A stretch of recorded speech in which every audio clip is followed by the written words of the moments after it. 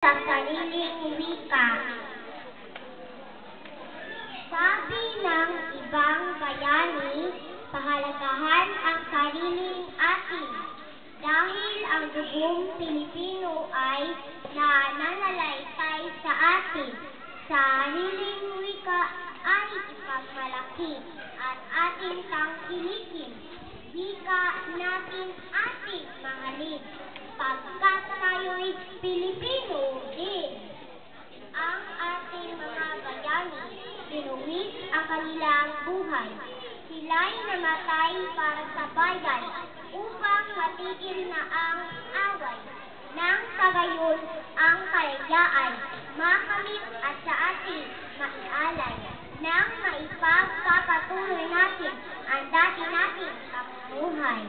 Laging tandaan ang kahalagahan ng wika sa bansa.